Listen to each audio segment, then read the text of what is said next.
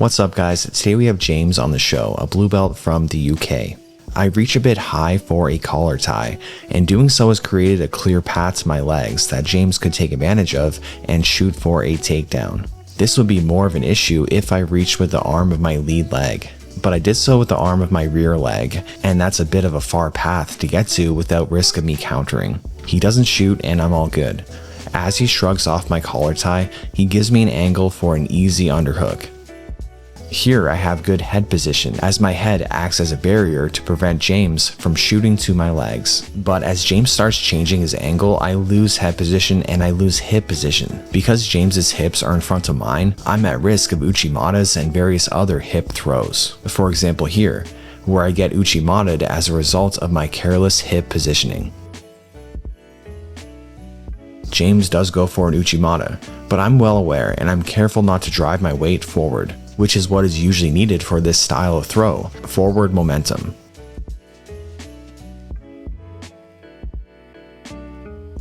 He seems kinda stuck here, unsure what to do, so he pulls guard, but as he does, I time it well, and pin his right leg to the mat, while positioning his left leg to the outside. This is a very good position to finish with a knee slide. But James gets crafty and starts inverting and positioning his left knee/shin to the inside. This acts as a short frame, a barrier, keeping me away from controlling his torso.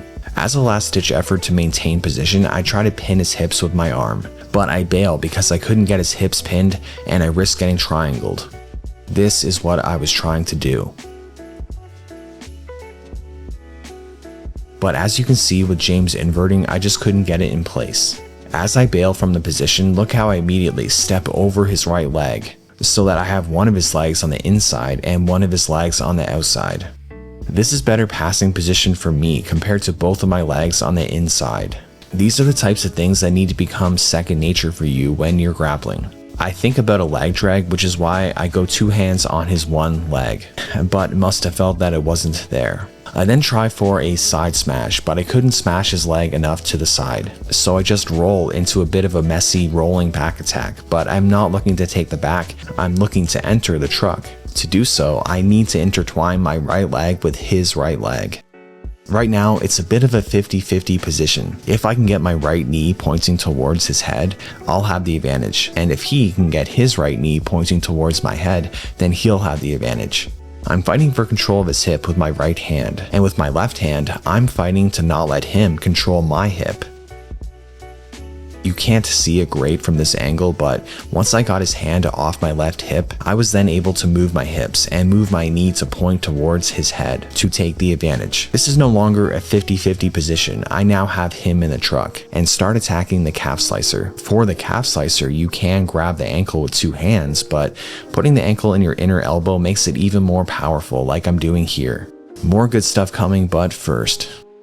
Ever notice how rolling in jiu-jitsu can be super unpredictable when it comes to your cardio? One minute you're feeling sharp and have a full gas tank, the next your legs are giving out, you feel sluggish, and you simply have to slow your pace down. The truth is, it's not just about cardio and conditioning, as a huge part of your performance comes down to electrolytes. When you train hard, you're sweating out more than just water. You're losing sodium, magnesium, and potassium, the minerals that keep your muscles firing and your mind sharp. And if you don't replace them properly, you'll feel it in every roll. That's why I started drinking Element, a zero sugar electrolyte drink mix that helps replace what's lost and keep your performance dialed in. No sweeteners, no junk, just the minerals your body needs in the right ratios. Since adding Element into my routine, I've had better energy during rolls, faster recovery between sessions, and no more post-training cramps. Honestly, there's nothing better than sitting down after training and sipping on Elements, knowing I'm doing a great thing for my body.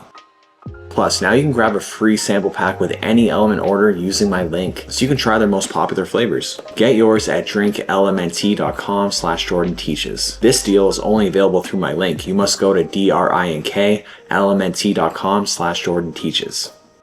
We're back at it, and at this time, I was on a bit of a dummy sweep frenzy. I was dummy sweeping everyone out here. I pull him forward and he overcorrects by pulling his body weight back. As I come up, James isn't quick enough to gain meaningful connection on me. I have both his feet pointing away from me, which gives me an easy leg drag. However, before I can drop my chest onto him, he uses a long frame by fully extending his arm. But I know that angles beat frames, so I change my angle and start chasing his back. As I chase the back, what I'm looking to do is get his hips in my lap and my chest centered onto his back. But I'm having a bit of a hard time doing that as he's inverting again. Because I can't get a hook on his right side, I'm trying to use my arm to control his right side, similarly to what is happening here with Jedi. I'm trying to get cross-body control. As James starts hiding his back on the mat, I lose chest-to-back connection completely. The logical choice would be to take chest-to-chest connection instead, but I wanted the back still, so I keep pursuing it. I try to time my entry to his back, but James gets fully onto his knees, which positions his back higher up and away from me. I should have tried harder to stop him from getting to his knees. I lose it, but I happily take the front headlock, but let go of it and sit to my guard and try to get underneath him. But that fails and James's underhook becomes a little too worrisome, so I bring my elbow back to my body and hook onto his ankle with my legs.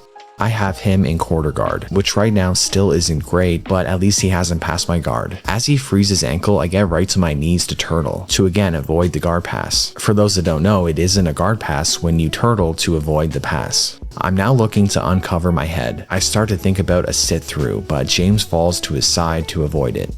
This is a sit through.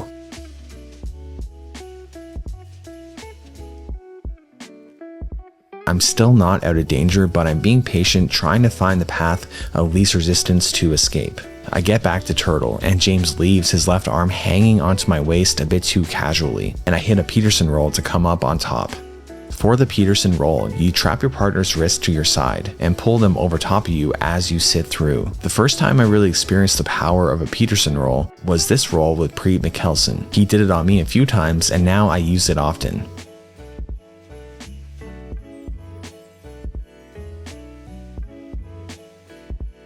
It looks like James is trying to attack submissions from the bottom. Maybe he's trying to go for a bottom triangle or a buggy choke, but I know as long as I keep his hips pinned, I can stay safe from the submission threats. Once I get my knee over his belly, I know his hips are pinned, and now just need to make sure I don't get rolled over.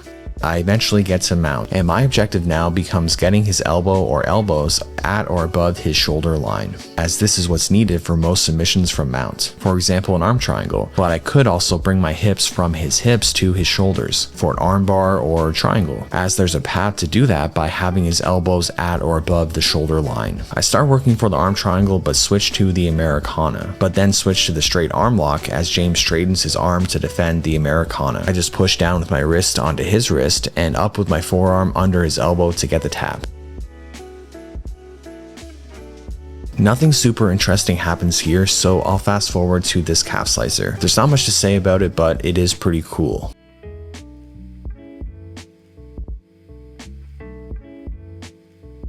We start again, and this sequence is reminiscent of the opening action. I go from the collar tie to the underhook with good defensive head position. Now I start really moving, trying to get reactions from him to create an opening for me. However, I should have been a bit more patient as my shot gets sprawled on. I think if I had the energy and desire, I could have held onto his leg and continued to wrestle from here, but instead I decide to let go of his leg and work from turtle. I again try to trap his wrist, but this time for a hammer lock. I'm trying to pop my head out of James' left side, and along with my head, his wrist. But James counters by front rolling and uses his leg on my head to pin my back down to the mat. This is what I was trying to do. I learned this from Joe Briza, and it's featured in our Rides and Escapes course. Unfortunately, I wasn't able to hit it successfully here, but I've been having a ton of success with it lately. Sorry I haven't been posting as much lately. I've been spending my time enjoying the summer, as well as working on a new course for beginners. It's called the BJJ Beginner Course. The title is straight to the point, just like the content. Thank you for sticking around until the end of the video. If you're still here, please leave a comment or a fist bump, and I'll see you guys next time.